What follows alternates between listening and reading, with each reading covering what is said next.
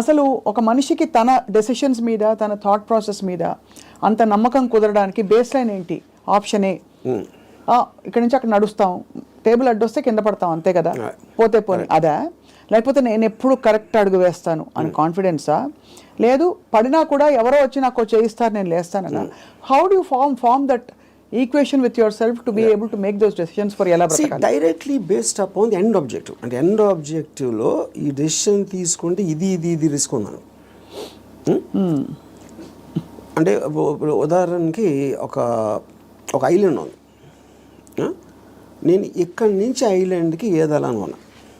I want go to that island, if that is my objective. మధ్యలో water ఉంది. వాటర్లో sharks ఉండొచ్చు, లేకపోతే తుఫాన్ రావచ్చు, లేకపోతే పెద్ద అల రావచ్చు, ఏదన్నా ఈతున్నప్పుడు నా శక్తి అయిపోయినా మునిగిపోవచ్చు. ఇలాంటి 5 ఉన్నాయి. But if my objective is to go there, I will just weigh the risks against the pleasure I'll get when I reach the island. మీరు కారు ఫాస్ట్గా తోలితే యాక్సిడెంట్ అవడానికి ఛాన్స్ ఉంది. కానీ if you are weighing the thrill of driving the car fast, that outweighs that you're willing to take the risk. అదొకటి.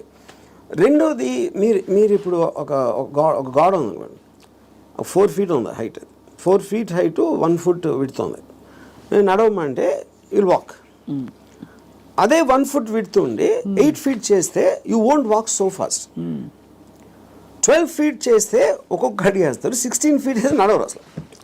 So the height of the risk is increasing. Width is the same. Me first ability కూడా ఇక్కడే ఉంది. So ఈ డెసిషన్కి మీరు ఎంత consequence అనేది that is weighing against your desire to do that. So would you actually say in some sense, మీరు philosophy ఇంత మాట్లాడతారు కాబట్టి ఈ whole process of finding your ఎలా బ్రతకాలి అదే సెల్ఫ్ యాక్చువలైజేషన్ అంటారా? Definitely, yeah, I would say that. I mean, that is what, and first of all, for you to be honest to yourself and to understand yourself is the first requisite. అదే కదా మీరు చెప్పుకోగలటం అనేది biggest thing. So true. అది చెప్పుకోగలిగితే it's half the battle won. At least you know your pain points and your pressure points. అక్కడే తగలడ్డా కూడా అంతేగా.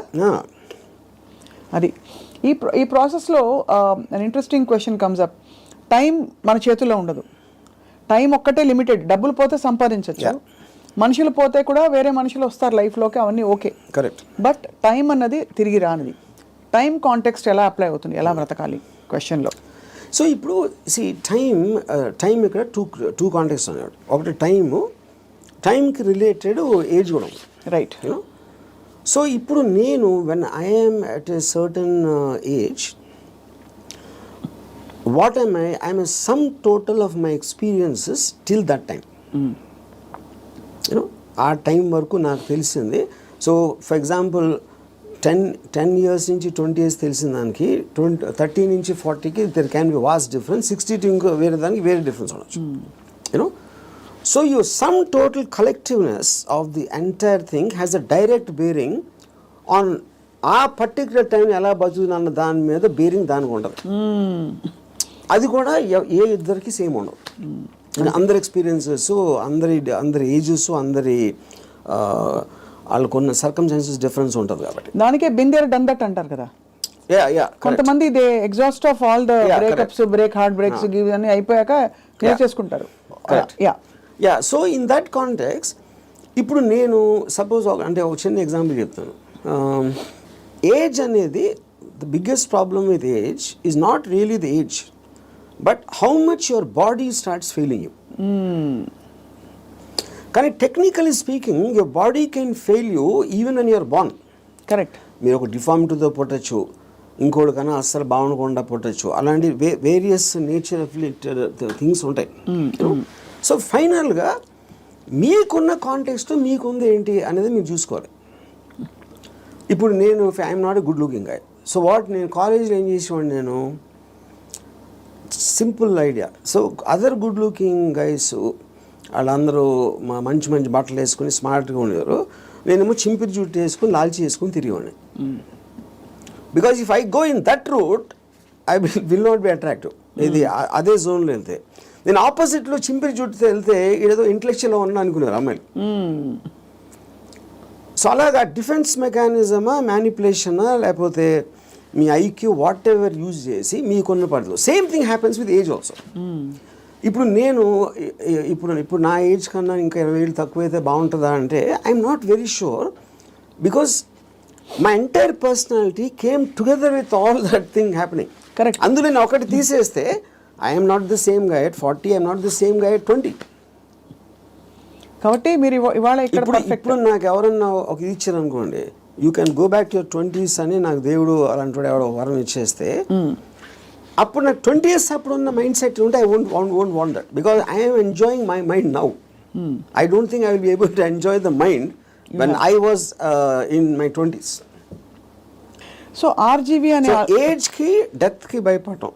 C death is a mystery actually. Age అనేది ఫెయిలింగ్ ఆఫ్ ద బాడీ. ఇప్పుడు డెత్ అనేది మీరు ఏమవుతుందో తెలియదు కాబట్టి మీకు భయం వేస్తుంది. And probably you are leaving what you no, you are familiar with.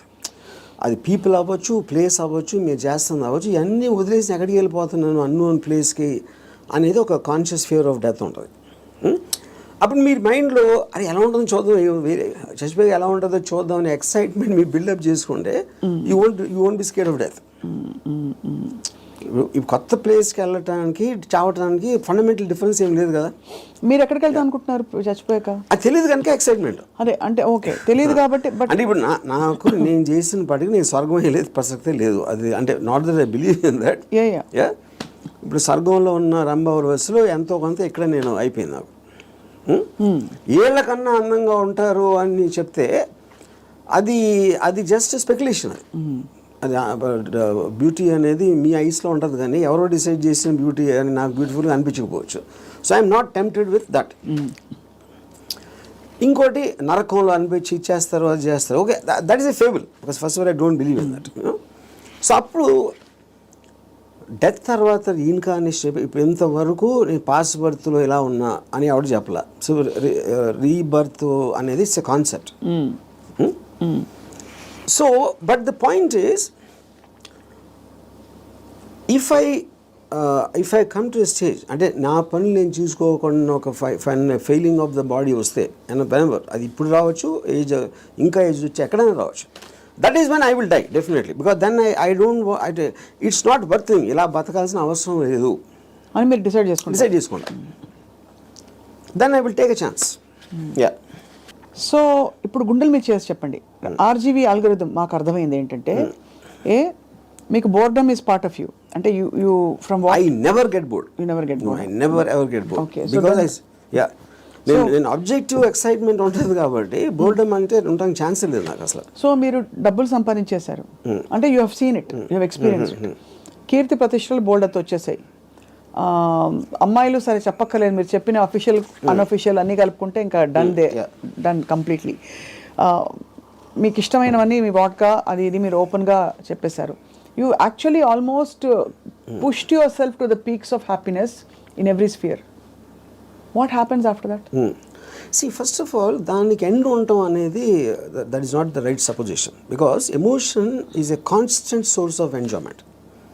You know, so you could be అంటే మీకు యాంటిసిపేషన్, ఎక్సైట్మెంట్, ఆబ్జెక్టివ్ క్రియేట్ చేస్తున్నారు కాబట్టి that is an unending thing. It is not about అమ్మాయిలు, ఇట్స్ నాట్ అబౌట్ డబ్బు, it's not about me ఇప్పుడు మీకు ఇష్టం వచ్చింది చేయటానికి మీకు డబ్బు కావాలి, it's a means. So in my case, let us say one of the things, most important thing is making the film. ఆ ఫిలింలో నేను ఒక స్టోరీ చెప్పడానికో షార్ట్ తీయటానికో నేను ఎక్సైట్మెంట్ ఫీల్ అవుతాను. So that is my mode of communication with whoever wants to listen to that. Right. Similarly enjoying A women's beauty is a constant source. అది okay, అది ఒకే అమ్మాయి, చాలా మంది అమ్మాయిలు అనేది that's again separate this thing. So what ever I enjoy, what ever gives me N emotional high, that is a constant. Emotion is something you repeat it. Like I drink every day, for example. Every day I have an anticipatory excitement about my first drink. In years nunchi more than 40 years. So ఒక object వైపు నుంచి మీ excitement తగ్గిపోవడం అన్నది అది మీ వైపు నుంచి తగ్గిపోతూ వచ్చిందా, లేదు మీ వైపు నుంచి తగ్గిపోతున్నట్టుగా ఆ పరిస్థితి గమనించి అది వెళ్ళిపోయిందా, especially in relationships? See, relationships, like I said, because human beings are subject to change. It could be her also and me also. It can be anybody. Yeah. It can be, and it could have happened in multiple ways. Yeah. అంటే I'm just trying to understand, మీరు మీ high ఏదైతే హైలో ఉంచుకోవాలని ఎప్పుడు అంటారు, ఏదైనా ఒక high తగ్గుతుంది ఒక ప్రాసెస్. Yes. అది తగ్గినప్పుడు మీరు ఎలా రియాక్ట్ అవుతారు, ఎలా బిహేవ్ చేస్తారని? అంటే that also I would understand from both from experience and from my knowledge. High తగ్గటానికి ఉన్న రీజన్ కూడా, సో అది ఫెమిలియారిటీనా, లేకపోతే అదర్ పర్సన్ చేంజింగ్, లేకపోతే someone else attracting me more ఒక పర్టికులర్ టైంలో అవ్వచ్చు. There could be multiple factors in that, but the objective will change. So అయితే ఫైనలీ బట్ ఎలా బ్రతకాలి అని ఇవాళ మీరు ఇలా ఈ ట్రిగర్ చేసిన ఈ రెస్పాన్స్ తోటి, what is the first thing anybody can possibly do today watching this episode and reflecting? What is the question they ought to be asking themselves? I think there are three things. ఈ three things ముందే చెప్పాను నేను, but ఈ కాంటెక్స్ట్లో I want repeat. ఒకటి, దేవుణ్ణి నమ్మటం మానేయాలి.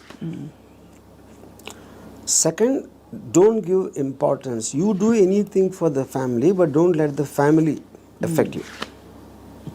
Third is the people around. అది మీ కలీగ్సా, మీ వర్క్ ప్లేసా, ఎక్కడన్నా ఇంకొక మనిషి మీ గురించి ఏమనుకుంటున్నాడు అని పట్టించుకోని రోజు మీరు సూపర్ హ్యాపీగా బతుకుతారు. మీరేమనుకున్నట్టు ఒక మాట నచ్చా, సైతానికి ఉండే లక్షణాలన్నీ మీలో ఉన్నాయి. సైతానికి ఎలా ఉంది అది? ఇలాగే సైతాన్ దేవుడి నుంచి దూరం తీసుకెళ్ళిపోవడం, నీ హ్యాపీనెస్ తప్ప ఏది చూసుకోవద్దని చెప్పడం.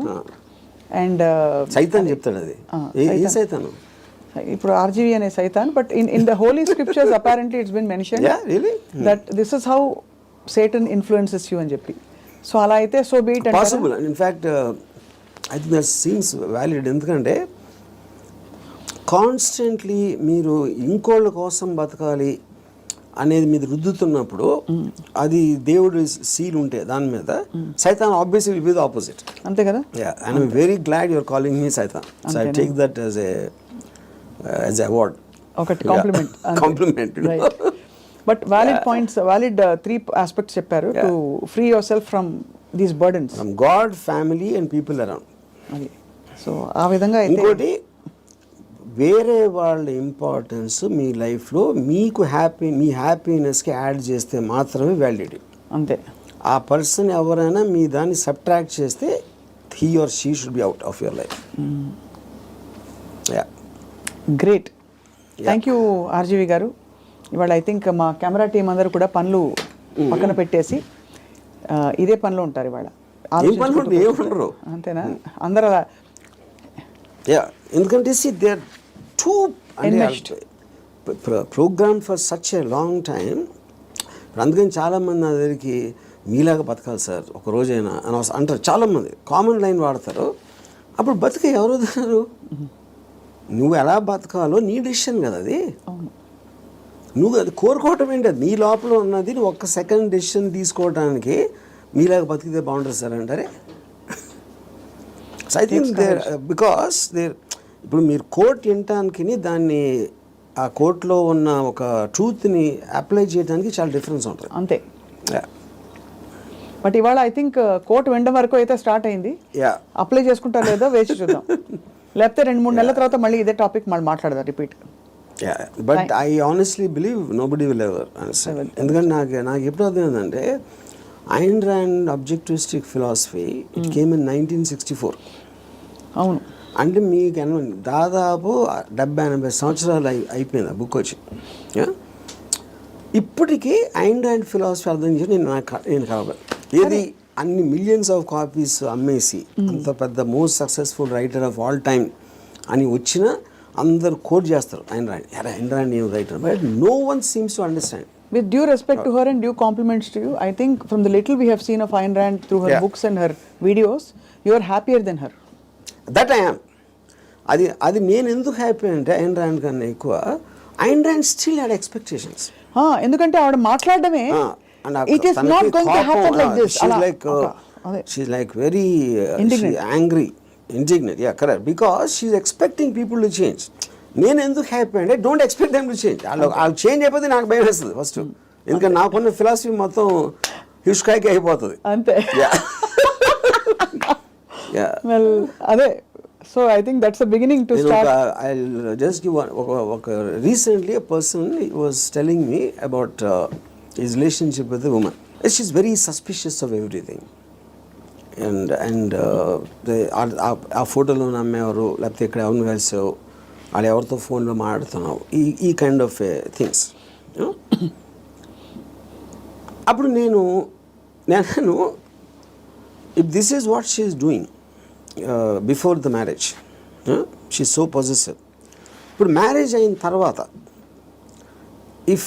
అంటే ఇదేమన్నాడు నాతో, కానీ అలా ఉండకూడదు, మగవాడికి రెస్పెక్ట్ ఇచ్చినప్పుడే ఒక అమ్మాయికి ఆడ ప్రేమిస్తాడు అని చెప్పాను. అలాంటిది ఏదో చెప్పాను ఒక dialogue. And I gave examples, ఇది అది ఇదని. అంటే నేనేమన్నానంటే,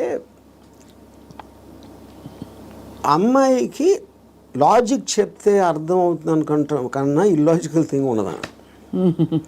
అవతల వాళ్ళు తల ఊపినంత మాత్రాన్ని వాళ్ళు అర్థం చేసుకుంటున్నారని అనుకోదు. ఇంక నేను తల ఊపకపోతే ఇంక చెప్తానే ఉంటాడు అని అది వదిలించుకోవటానికి కూడా తల ఊపచ్చు. నేను అనట్లే కదా అధ్యక్ష. నో,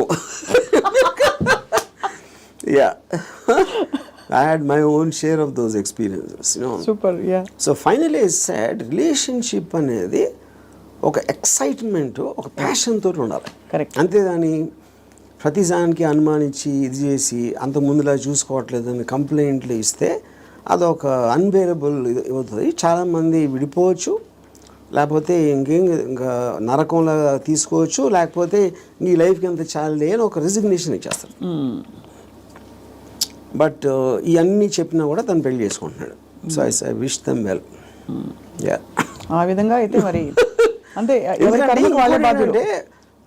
ఇంకొక particular category, I mean that also is a majority. అంటే ప్రాబ్లమ్స్ లేకపోతే బతకలేడు, ఏం చేయాలి తెలియదు. మీకు ఆబ్జెక్టివ్ లేదనుకోండి, ప్రాబ్లమ్స్ కూడా లేవనుకోండి, it will be like death. Everybody wants to feel relevant sir in the world. And ఏమీ లేకపోవడం అన్నది, కాన్ఫ్లిక్ట్ లేకపోవడం, ప్రాబ్లమ్స్ లేకపోవడం, it brings irrelevance. And you start fading out of your what is holding you to the earth. మీకు పొద్దున్న లేసి వాళ్ళే అన్నారు, వాళ్ళు ఏదో చేశారు అనే కాన్ఫ్లిక్ట్ అనేది లేకపోతే you don't know what to do. అది నాలాంటి వాడికి ఎందుకు ఉండదు, నాకు ఆబ్జెక్టివ్ ఉంది. కరెక్ట్. సడన్ గా ఇప్పుడు రేపటి రోజున 100% లిక్కర్ బ్యాన్ వస్తే మీరు ఏం చేస్తారు? I get use to it. అంతేనా? సింపుల్ గా చెప్పండి. నథింగ్ దేని ప్రెజెన్స్ అయినా దేని అబ్సెన్స్ అయినా ఉన్నప్పుడు నా ఆబ్జెక్టివ్ మారిపోతుంది అంతే. కానీ రాబోయే రోజుల్లో ఎక్కడో అక్కడ మీ అందరం కలిసి మీ వీక్ పాయింట్ పట్టుకుని మీరు కూడా ఎమోషనల్ అయ్యే పరిస్థితి చూస్తాం. అది అవ్వటానికి ఛాన్స్ లేదు. ఎందుకంటే my entire thought it drives upon that ఎవెన్చువాలిటీ.